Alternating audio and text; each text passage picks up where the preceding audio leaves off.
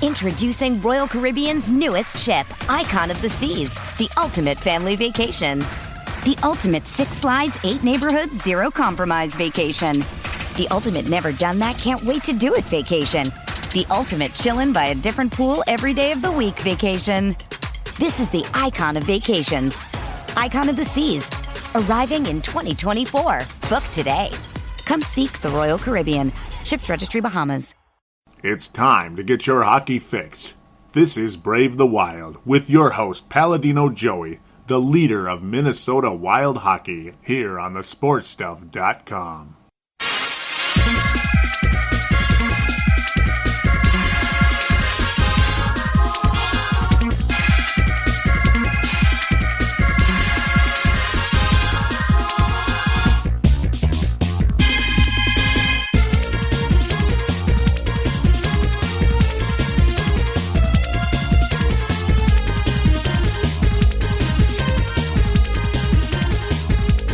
Hello again, hockey fans. Are you ready to brave the wild with me, your host, Paladino Joey, or Joey Awajan?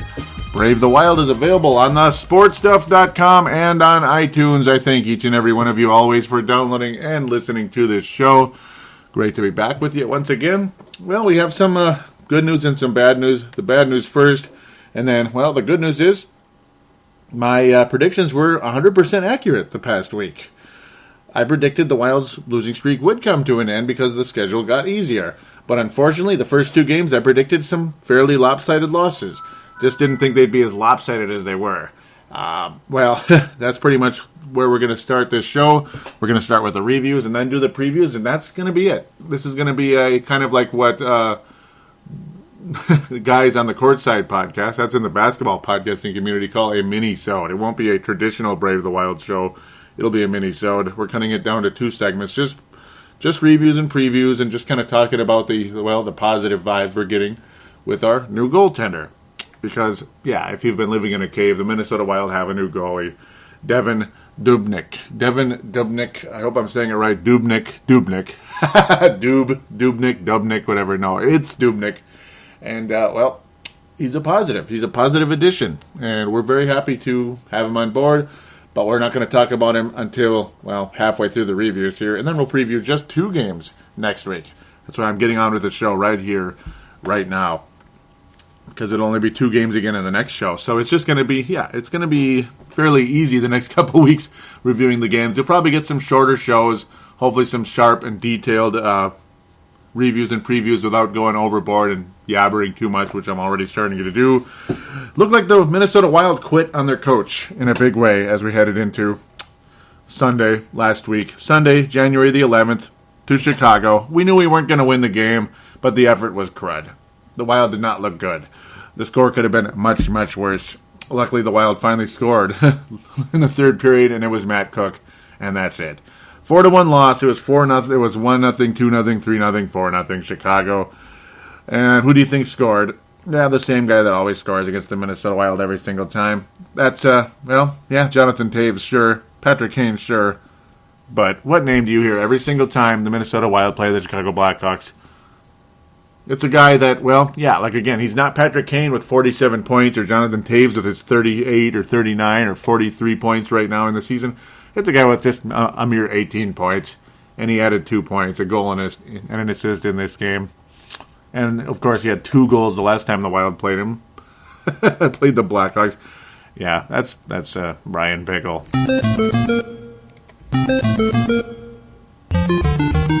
Brian Bickle's got to be about the most hated man in the NHL for Minnesota Wild fans.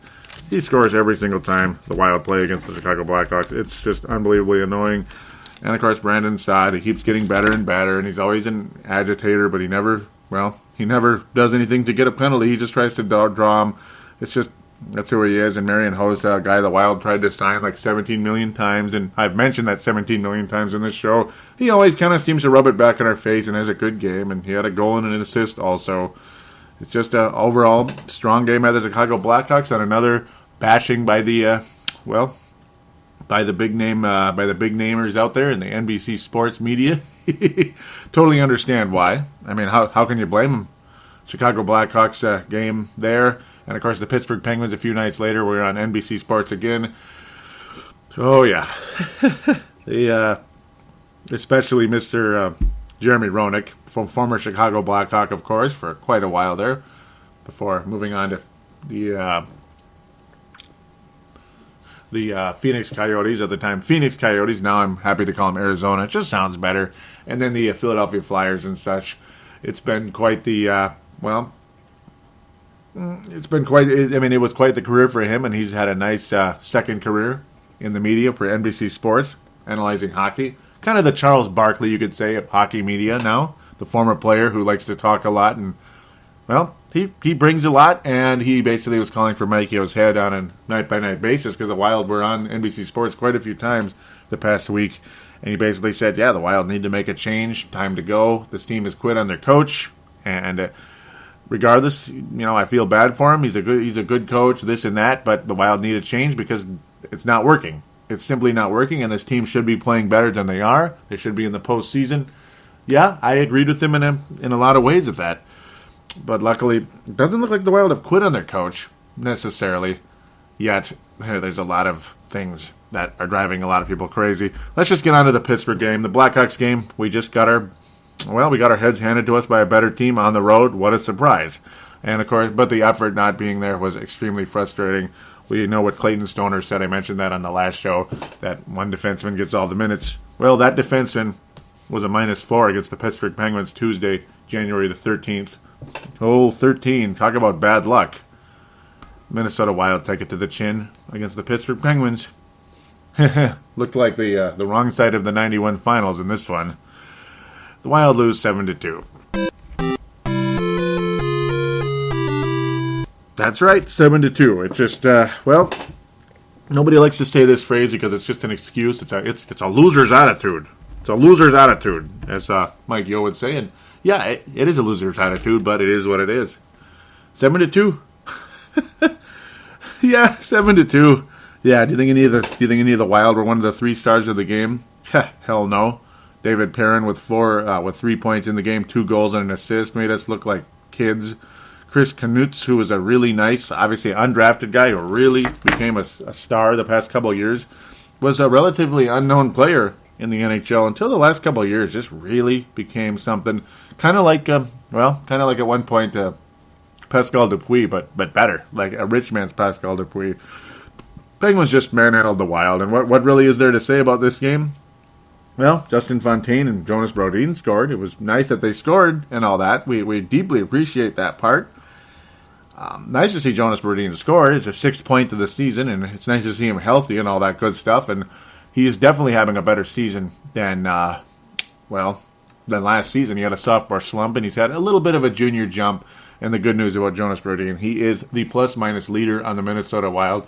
And when you are a defenseman on a team that has been struggling, and there's a lot of minus players on the team, if you're a +6, you're doing a good job, and that's a good sign for Jonas Brodin as he continues to develop in this league. Hopefully he can be, one of those very successful Swedish defensemen. There have been quite a few in this league. I'm not going to name names because comparing anybody right now would be absolutely stupid. Ryan Suter, though, his fingerprints all over this loss. Just manhandled throughout the game. Just guys going right by him, not in position. And, of course, he was gassed. Ryan Suter was gassed in this game, Yeah, but why was he gassed? Because he played too many minutes, eh? That's why he was gassed. He played too many minutes. He plays too many minutes, and everybody knows it. Enough's enough. But you know what's good about this? You know what's really good about the situation with Ryan Suter? Well, yeah. Yeah. He was, he elbowed a guy. That's right. The elbow. Mm-hmm. And he's suspended for 2 games. That's what's good. That'll reduce his minutes, at least for a couple games. And funny, things got a little bit better, and other guys, got more minutes, and there you go. Nice little elbow job by Mr. Ryan Suter, without a doubt. And, of course, the Pittsburgh Penguins player that was elbowed was Steve Downey. So, Yeah, thanks again, Ryan Suter, for that. That was definitely not a Ryan Suter thing, but not something you would consider not the kind of guy you would consider a multi-time offender. But ultimately, Ryan Suter was frustrated, and he'd been struggling in a huge way, and it was plain as day what he did, that it was intentional. I mean, it was just like he raised it up intentionally. It wasn't like he was trying to knock the puck away or something, and his elbow just came up and hit him. It wasn't any type of incidental contact. That's the point I'm trying to make. It was clearly a intentional elbow by Ryan Suter, and in a lot of ways, I think he needed to sit down, and it's about time he did. So we'll take that in a good way, and hope Steve Downie is all right. Is ultimately all right after that one. Excuse me. Ultimately all right after that injury, per se. So now the Minnesota Wild, they acquire a goalie. His name is Devin Dubnyk, as we talked about just recently, for a third-round pick from the Arizona Coyotes, who we're about to play. Yeah, in a couple of days later. This was on Wednesday, the 14th of January.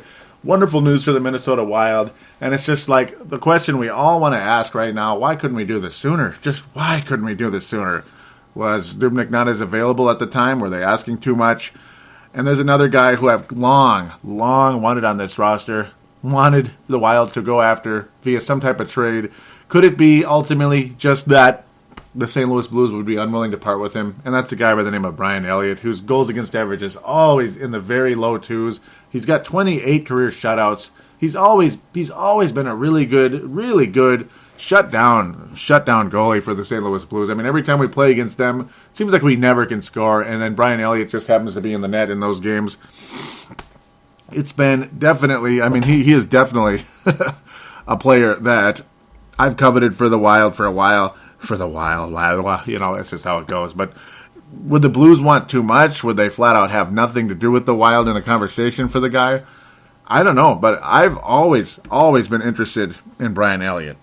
Jake Allen is the goalie of the future there in St. Louis. They've pretty much split time, though. It's kind of like a platoon there. I mean, I never understood what the Blues were doing there, ultimately. When you have Jake Allen, who's been doing okay, he's kind of a little bit on the too young side. But when they've been...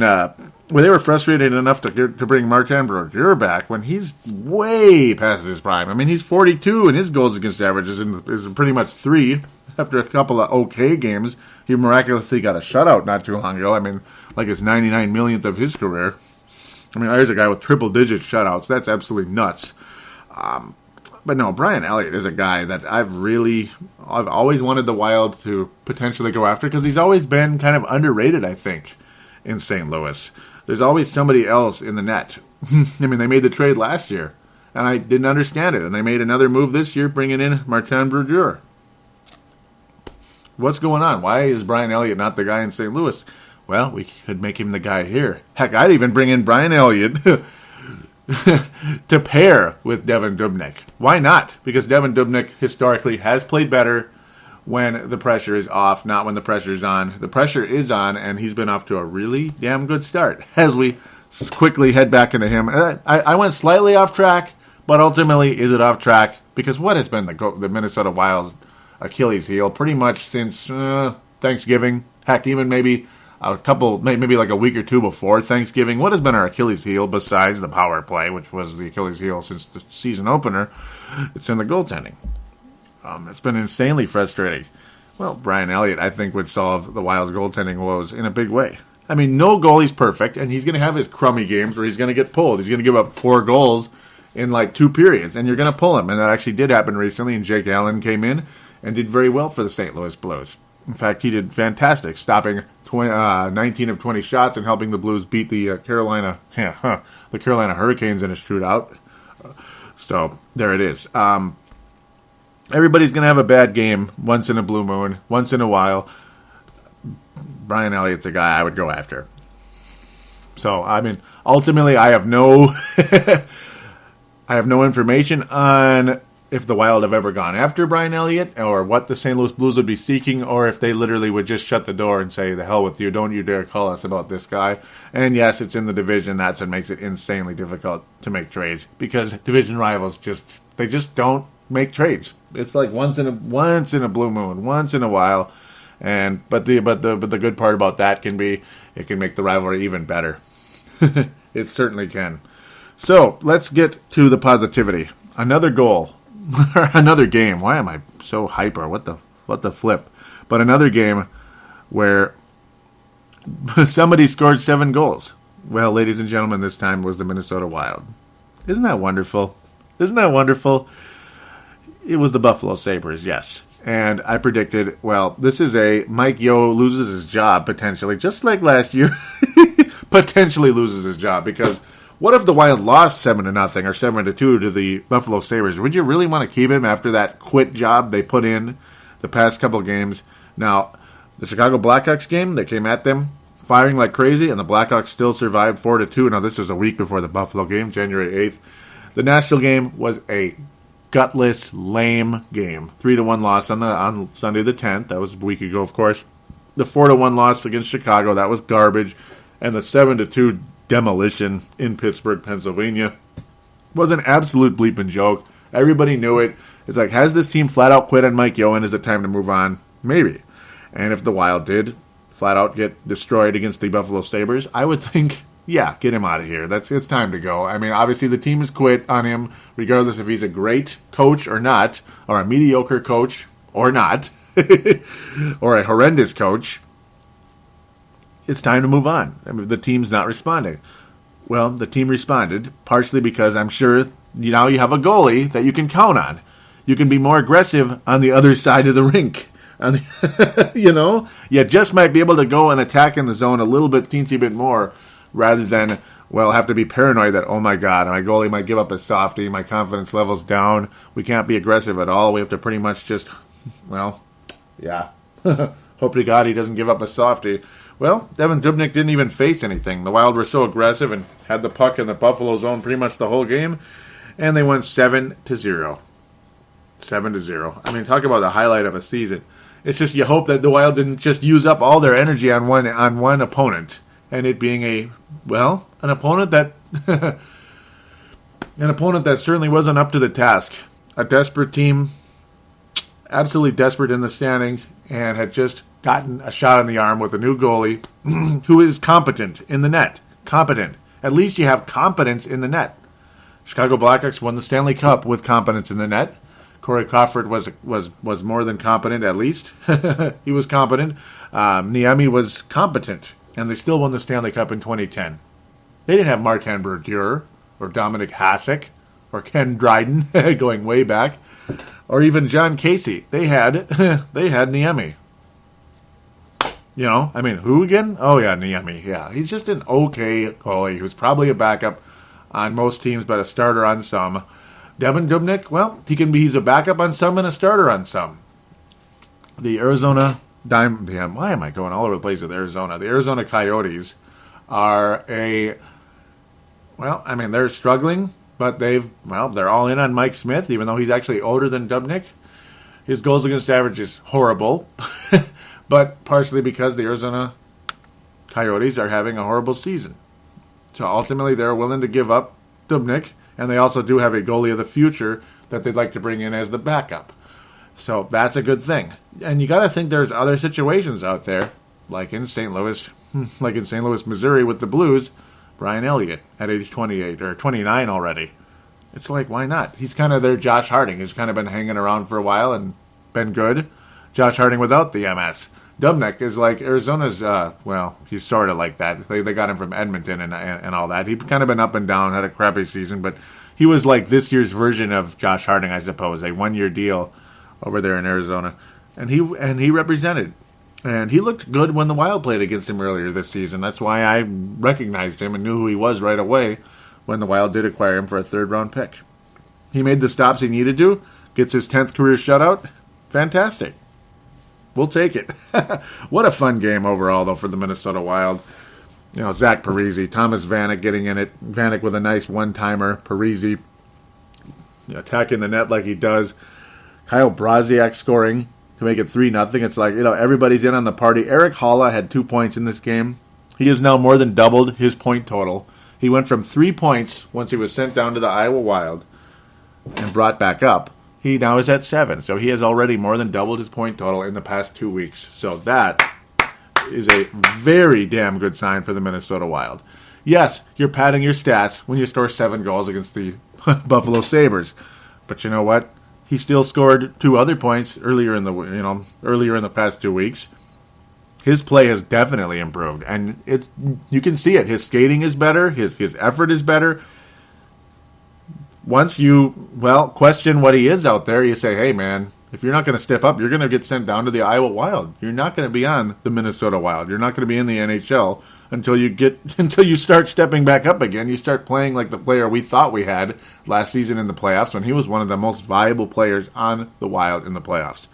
Well, he's a valuable player again. And that's fantastic. That's a good sign for the Wild, ultimately. He had his 4th goal of the year. Again, that was his 7th goal of the game. But hey, he still did score. That's great. And he had an assist earlier, much earlier in the game, when, Buffalo is still in it. When it's 2-0, the Sabres are still in the game. Matt Dumba called up because of the suspension to Ryan Suter. Wow. This guy is, he's a different player than he was before he was sent down to the Iowa Wild. Because remember, when he was sent down there, he pretty much was getting about a point a game down in Iowa. Just fantastic, scoring goals and assists. About 6 goals, 6 assists in about 12 games. That's pretty much what Matt Dumba did down in Iowa. Absolutely dominating down there.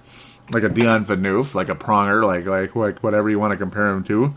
An aggressive, offensive defenseman that actually can be, physical and such. And he got in his first fight as well. And it was really nice. That was pretty cool to see. He stood his ground after it. It was a pretty nice kind of cheap shot. Nailed Kyle Brodziak. Mr. Matt Dumba, he was not afraid to get in a fight here and get on with things. Show what he's made of. That was fantastic. And that was against Nicholas Desures. That was awesome to see.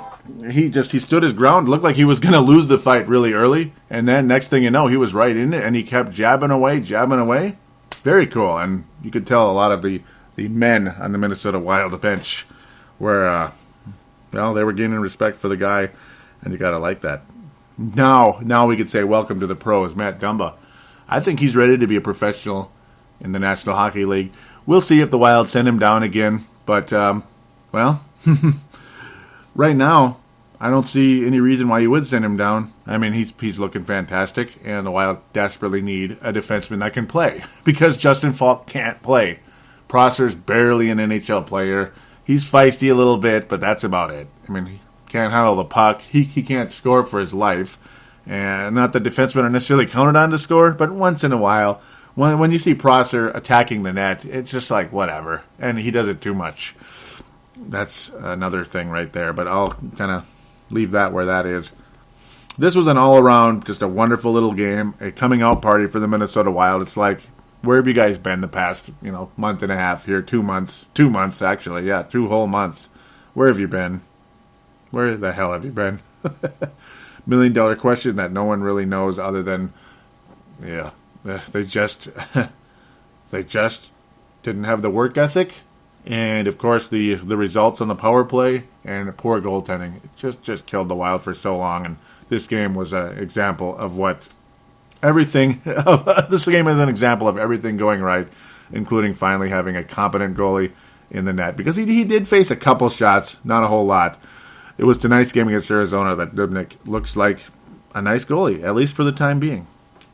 Tonight, Saturday, the 17th of January, the Minnesota Wild defeat Devin Dubnyk's old team, just a couple of days later, 3-1. 2 wins in a row for the Minnesota Wild. That's 4 points in 2 games. So there it is. There it is. Wonderful. Absolutely wonderful. How can you not be happy right now with what we're seeing out of the Minnesota Wild, at least out of these 2 games? Yes, they're inferior opponents. Yes, these are games you really absolutely should win if you're even a halfway decent team, a slightly above 500 team. But slightly above 500 teams sometimes lose games like this, especially when they're playing like garbage. But the Wild got the job done, and this is an opportunity to get things going. It's kind of almost like the Wild got sent down to the AHL. Like Matt Dumba, like Eric Halla got sent down to the AHL. They went there, scored some goals, built some confidence, and now, maybe, just maybe, this team could be ready for the big time again. Are they? I don't know. They're a bit far behind in the standings. That's the scary part. The 13 points behind the Winnipeg Jets isn't good. 9 points behind the LA Kings isn't going to get it done either. But, hey, good wins against not-so-good teams and suspensions to players that maybe needed a little break. Could that be a jumpstart for a team? Could players being sent down and coming back up and playing phenomenally better? Could that be a jumpstart to a team? Sure it can. Heck, even Charlie Coyle scored tonight. How about that? And he looked awesome tonight. In fact, I would absolutely agree with what I'm seeing here. Charlie Coyle got the number 1 star for the game tonight. Devin Dubnyk, number 2 star. Only 1 goal allowed, and it was late. And it was just one of those kind of situations where, well, it was a nice bounce off the post, and and Vermette got the rebound and finished it. It's just one of those things. Late in the third period, but hey, there it is. I mean, the Coyotes are going to score sometimes, or actually late in the second period, pardon me, not third. I do apologize. Late in the second period, and the Coyotes ultimately did score and were in the game for quite a while there. But luckily, Dubnyk, one save after another, including a really, really damn good pad save that was getting to be late in the third period. About 3 minutes left. Stuck his leg out just enough, stopped it twice. Another rebound by Arizona, stuck it out even further, stopped the puck. I mean, they thought they scored. In fact, they were raising the sticks in the air thinking they scored, but Dubnyk got the job done, and there it is. I mean, that's a very encouraging sign for the Minnesota Wild that we have a competent goalie. Very competent, hopefully. Hey, I mean, at least they have something right now, because Backstrom is, obviously he's broken down. He had way too many injuries over his career. 36 years old does not mean you're done age-wise, because there's plenty of goalies that have lasted beyond 36. Plenty of solid goalies that have lasted, well into 38, 39. But Backstrom, his injury history is so rich. It's so rich that I got to think those injuries have really taken the toll on Nicholas Backstrom and his ability to be a competent goalie. So ultimately, he's going to be bought out in the offseason. I mean, it's like 100% chance he's gone. Devin Dubnyk, this is where there's a slight danger zone for Devin Dubnyk, though, that we all got to know. It is a contract year. And we all know what contract years are. They're often the best season for a guy. Often. Sometimes guys come back, though, and they play even better. Or they pick up where they left off. That's what you hope. But again, ultimately, you don't give a Dubnyk a 5-year deal for $1 trillion like you did for Nicholas Backstrom. Because very rarely do goalies live up to that type of contract. But when you look at something possibly like a more reasonable price, like 2-3 years, for maybe like $2 million, maybe like a good backup type of money, where he could be a starter type of money, 2 to 3 years type of thing. If you can get Dubnyk to bite on that, okay. And if not, go after Brian Elliott, baby. Go after Brian Elliott or somebody. We'll look at free agent goalies in future episodes when the time comes. But go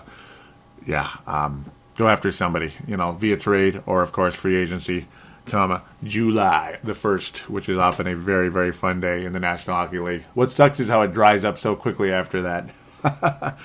But no, I mean, back on Charlie Coyle, when you see him play up to his potential, it's nice to see. He doesn't have star written all over him because he's too inconsistent to be a star in this league, barring some type of, change. Like, he actually does become a consistent player. We certainly haven't seen that yet. But when Charlie Coyle's at his best, he's just so good in traffic. And he's going to be a much more productive player in this league when he becomes more consistent out there, because he is very, very strong on the puck. And when he can start getting a couple more bounces, and start hitting players on his passes that are, well, in position to score, and he can get some puck luck and all that good stuff. Charlie Coyle's numbers are going to start to creep up, and when they do, he'll at least be at least a extremely good third-line center, and maybe even a really good second-line center in this league. First line, I don't see it, but maybe. Sometimes players just continue to emerge as they get older. Right now, I see him as a good third-line center and maybe a really good second-line center at some point in time as he continues to get stronger and stronger on the puck. And again, the puck luck starts to bounce his direction. Just a nice, solid little stretcher for the Minnesota Wild. Just a couple of days here, just a couple of games, but very solid and very encouraging that they were able to come out of this with winning both games, and Dubnyk with a goals against average so far as a member of the Minnesota Wild, .5. That's good. We know it's not going to be that good. No bleep, right? No bleep. But hey, he stopped what came his way, and tonight he really, really did a damn good job, and that's very encouraging. Very encouraging without a doubt. Very happy there. So let's wrap up the reviews and let's pass out the awards for the players of the week and, well, the player of the week and the disappointment of the week. Mike Yeo Award is going to go to Devin Dubnyk for being such a positive piece for the Minnesota Wild. It wasn't because he carried the Wild, then they rode him through the past two games like he shut down the Pittsburgh Penguins and stopped Patrick Kane on a breakaway. No, it was nothing like that. It was the shot on the arm he gave the organization by coming here and performing well, stopping pucks that needed to be stopped. And plus also the fact nobody stood out to a point that they deserve it other than Devin Dubnyk. So there it is. Doobie, there's your first Mike Yeo Award. Hopefully not your last. Because if he's going to start getting some more, the Wild have a shot to be, they have a shot to be doing something here. Competence in the net. Doesn't have to be a superstar, but competence in the net. Once you have competence in the net, maybe you just might get some more. Well, you might be able to attack on the other team's zone a bit more without fear of giving up a goal on the other end as often, as long as you play smart and don't give up breakaways in the first place.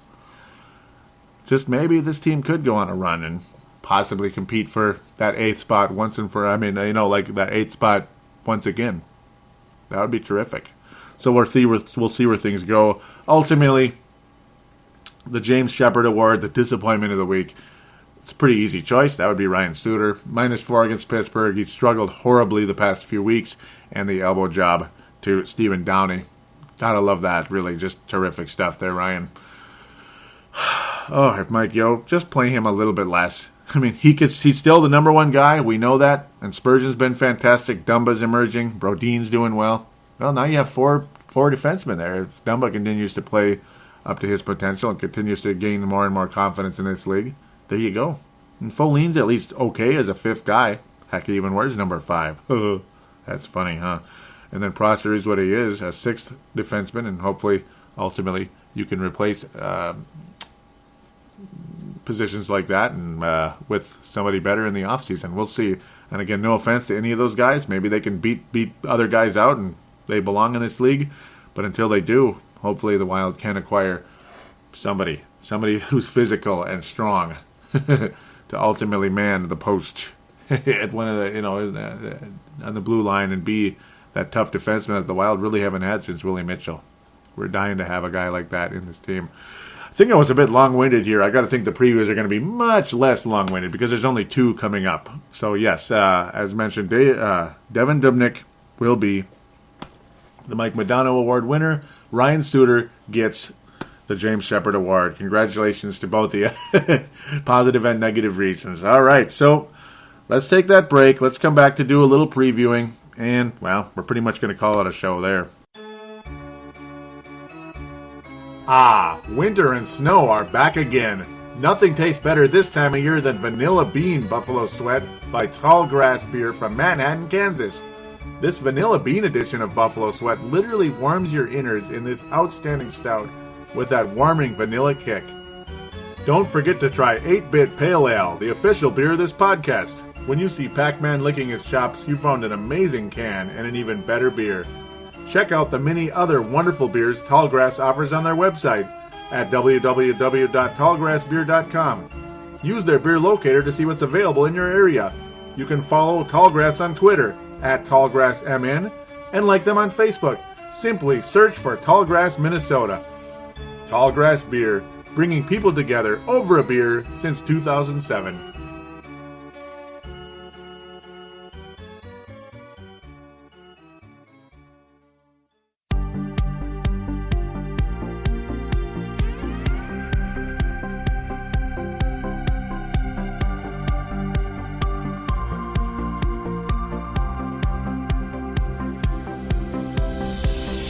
Shop on Amazon.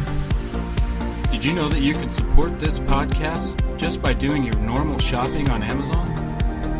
It's really easy to do. Just go to thesportstuff.com and click on one of the many Amazon pictures. Do your normal shopping, and Amazon sees that we referred you, and they give us a percentage. We'd like to thank you in advance for supporting thesportstuff.com, and please use our Amazon link. Now enjoy the rest of the show. We are going round like Saturn.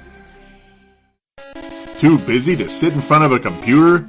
Simply download Brave the Wild on iTunes for Apple devices. For Android, download the Double Twist app. And for Windows and BlackBerry phones, simply find us in the store. And now, back to Paladino Joey. Contact us and support Brave the Wild by liking us on Facebook and following us on Twitter. Don't forget to call into our phone lines at 209-736-7877. That's 209-736-7877. And we are back here on Brave the Wild. This is the preview segment. Only 2 games to preview, by the way. So, like I said earlier, Minnesota Wild host the Columbus Blue Jackets on Monday, January the 19th. Of course, Martin Luther King Day, so happy MLK Day to those of you out there. Columbus Blue Jackets come to town. They're still not doing so hot, even though the Minnesota Wild still couldn't take care of business at home on New Year's Eve, as they are, well, so famous for doing for the last several years, always losing the New Year's Eve game to a team, regardless if they're good or bad. Last year was a very good team with St. Louis. The Wild looked weak and lame. The Wild lose 3-1 to the Blue Jackets this year, who are, well, below 500. They're 19-21, 41 points right now. 7th place in the 7th place in the Metropolitan Division. No, 7th place in the wild card standings. That's not good at all. 7th place there, only 10 points ahead of the Buffalo Sabres, ultimately for the worst record in the Eastern Conference. Not a very good season for the Columbus Blue Jackets, yet they're still a, well, semi-competitive team against the Wild, right? No, they're still at least, they're still something out there. I mean, they score goals, and their goaltending not so hot. Ryan Johansson leading the way for the Columbus Blue Jackets big time. I mean, 43 points in 43 games. Can't beat it. I mean, Minnesota Wild would kill for a player like that right now. First round pick in 2010. There's that year always. Lots of good players came out of that draft. Unfortunately, the Wild clearly did not get the best one out of that bunch, but hopefully he'll be one of the better ones, that being Mikael Granlund. Certainly not his year right now. 4th overall pick was Ryan Johansson, looking the part with the Columbus Blue Jackets, leading the way, but still a lot like the Edmonton Oilers, not really winning at a high level. Nick Foligno leading the team in goals, barely, but only 2 points behind Ryan Johansson overall on that top line in Columbus. That's pretty much what the Columbus Blue Jackets are right now, is their top line. I mean, they're after that, it drops off significantly. They have a nice defenseman in Jack Johnson. Scott Hartnell is a veteran that's been around a long time. Ryan Suter knew him pretty well with the Nashville Predators for years. This is a team the Wild absolutely could and should beat, though. I mean, okay, let's make up for that horrible performance on New Year's Eve. Let's get it done. I mean, let's show some energy. It's pretty much if the Wild come out with energy in this game, they should be able to win, particularly at home. I mean, there's just no excuse at this point. The goaltending in Columbus, nothing special. Sergei Bobrovsky, 2.86 goals against, only one shutout on the season, 15-14 on the year, so at least he has a winning record. But overall, a beatable goalie. The Wild absolutely should win this game. They're on a nice uptrend for the time being. Let's beat this under 500 team, get a 3-game win streak, 6 points out of 3 games. That's fantastic. I mean, there you go. I mean, that's the only hope the Wild have is to go on some type of run, especially when you have to play Detroit the following night, Tuesday the 20th. But yeah, I mean, I do think the Wild win this game. I do think they continue, and I think Dubnyk starts off his career with the Wild at 3-0, and that's fantastic. And he'll keep his goals against average under 2. It may get to 1 at some point, but it'll be under 2. I think the Wild win this one 4-2. I think it's going to be a nice, solid win for the Wild. We'll welcome back Jordan Leopold, who's now a defenseman on the Columbus Blue Jackets. He's, he was on the St. Louis Blues. That's where the confusion comes. This guy has bounced all over the place. Certainly not the player a lot of us thought he was going to be. And, of course, a fellow Golden Valley, Minnesota native is Jordan Leopold. I'm always happy to mention that. And, yeah, the Hobie Baker Award winner for the national champion 2002 Golden Gophers. A memory that I will just always cherish. I love that so much. But, yeah, his NHL career certainly has never been anything close to what a lot of us thought he was going to be and what the Calgary Flames and Mighty Ducks thought he was going to be long, long ago when he was taken in the second round of the draft. But, again, a nice little homecoming for him. A lot of people wouldn't mind him coming back to the Wild, per se, to be a 5th or 6th defenseman. I wouldn't mind that. You know, like a third-pairing guy. It's got to be better than Keith Ballard, right?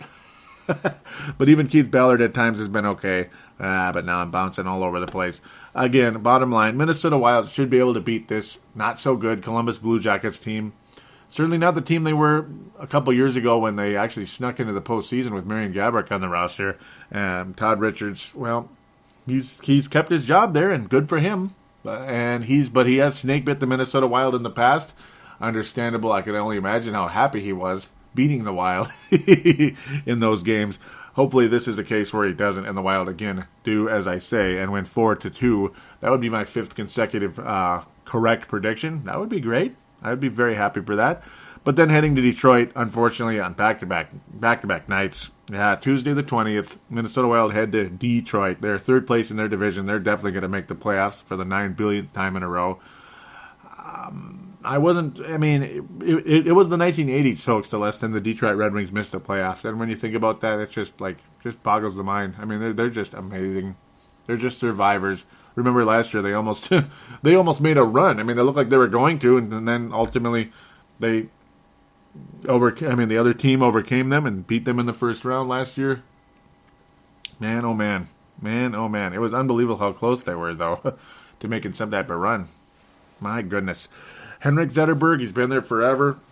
37 points on the season. Pavel Datsyuk, they're all still there. Nicholas Kronwall, still there. Another Swede defenseman. Lots of good ones out there. And Frenzen's still around. Jimmy Howard's hurt, though. But, shoot, I mean, they haven't lost a step with Peter Mrazek. Excuse me, I can't say it right, and I apologize. He's, statistically, he's about as good as Jimmy Howard, at least so far, and he's 8-3 on the season, 2.12 goals against average. He's been fantastic, and he was fantastic again recently the other night, only giving up 1 goal. Jimmy Howard, obviously, one of the better goalies in the league. 2.11 goals against average. He'll be missed with that injury, out about 4 weeks. But again, Peter Mrazek, again, Detroit not missing a step there with him, and I don't think the Wild win this game, unfortunately. They're just too good, and, man, this guy, Detroit, they're just going to keep winning forever because, again, 2012 draft, 5th round, and he's this good. Oh, man, Chuck Fletcher, why can't you find a guy like this in the 5th round? Why didn't you take him in the 5th round, Chuck? Really? Because I think pretty sure we were drafting ahead of the Detroit Red Wings in the 5th round that year. Or maybe take him in the 4th round instead. Oh, man. If only, Only 22 years old and he's this good. Darcy, you're not even close, are you, buddy? Not even close. And, yeah, Darcy was a 6th round pick. Yeah, so what? So bleeping what? If he was like a lower end prospect. Yeah, well, this guy was only a 5th round pick. It's not like he was taken, like 10th overall or 1st overall. But he's playing like a 1st round pick, that's for sure. Oh, Wild could, okay, I'm dancing around that too much. But ultimately, I don't think the Wild are going to beat this team. They're just too good. And it's on the road and all that. Just Wild occasionally play well against Detroit. And, well, we don't have Josh Harding to put in there to face 40 shots like we always seem to do in the past. Wild would always lose they would go on the road against Detroit when they were like the best team in the league. And then Josh Harding would stop 40 shots, but we wouldn't score. We'd still lose 2-1, 1-0, 2-0 to the Detroit Red Wings, and it would drive us all crazy. And, of course, the second goal in that game would always be an empty netter. It'd be like 1-0 for, like, eternity. And poor Josh Harding would be left, just left hung out to dry because there's just no scoring on the other end back in the past. This time around, it's going to be Dubnyk. He's going to be in the net for the foreseeable future, I got to think. The Wild are going to try to ride it out. And, unfortunately, I think Doobie will get his first loss of his tenure with the Minnesota Wild. His currently brief tenure, we'll see if that continues with some type of an extension. Again, that's for another time, another show. If Dubnyk is really good against this Detroit team and helps the Wild win a fourth game in a row, man, oh man, the Wild are in business at that point. But I think that's too good to be true. Too much to expect this at this point in time. Detroit's just too good, and regardless of how good the Wild are. Even if we're like a team that would have home ice advantage in the first round, I'd still pick us to lose against Detroit in Detroit. We just never win there, man. It's just not a very winnable game. Best coach in the league, best team, overall. I mean, they don't miss a beat. There's a reason why they've stayed good for 25 years, because they draft well. They sign free agents that they need, but then they draft really damn well. And again, this goalie right here, I can't even say his name, and I should be able to say it. Mrazek should be a guy like that's going to keep them good for another 10 years as long as they have scorers in front of him. I mean, they should be fine. And they have some nice young defensemen still in the system. Detroit is going to be, they're going to make the playoffs for like 50 years in a row, I think. That's just all there is to it. Hey, that's the end of the reviews. I'm sure you're happy about that, aren't you? I'm sure you're happy. No, but that's the end of the reviews, and I'm going to end the show here. It's a mini-sode this time around. Not really anything to talk about with the Houston Aeros. They only played 2 games. They won 4-1 in one game, lost 4-1 in another, and nobody of note right now is standing out. It's nice to see Grayovac. He's playing okay. He got an assist, and that's about it. That's pretty much it down there right now in terms of the notables, guys that are supposed to be prospects for the team. Brett Sutter's been playing fairly well. And John Curry had a nice game where he stopped 33 shots and gave up 1 goal. So, okay, that's good. But but he's pretty much a minor league goalie, not like a real prospect for the Wild. None of the Zach Phillips has stood out or anybody like that. So that's unfortunate from that standpoint. But at least that team's playing 500 hockey rather than like 1 out of 5 hockey like they were earlier under the previous coach who was not developing anybody. We'll see where things go. Very impressed with how Dumba developed down there. And Eric Halla seemed to really, come back with a much different attitude this time around. So whatever they're doing down there, it's better than it was. Let's wrap up the show with that. Thank you all for listening. I do appreciate it. Do tell a friend about Brave the Wild. Do post a positive review. Yes, a positive review. If you do like the show on iTunes, write a review if you can, if you have the time for that. It would be greatly appreciated, and I will be more than happy to mention you on the show like I did last time around from Brent Jacobson and Mark Carlson. Love you guys so much. Thanks again, and we'll be back next week to talk about 2 more games, and, enjoy the All-Star Week. That's one of the reasons why there's less games right now. Enjoy the All-Star Week. I'm not a fan of All-Star sports. I think it's just a joke, and in hockey it's like, a 9-8 game. That's kind of lame. That ain't hockey. That's just a firing squad. It's just a shootout, You just send your goalie down there to get, fried mentally. That's fun. I'm glad we're not sending any our goalies down there, but, yeah, sure, like our goalie's going to be in an All-Star game. If he was, they'd probably get 20 goals. Darcy Kemper, if he was healthy enough to be there, or Backstrom. Ugh, he wouldn't stop a single shot. All right, enough for the rambling. Thanks again for listening, and good night.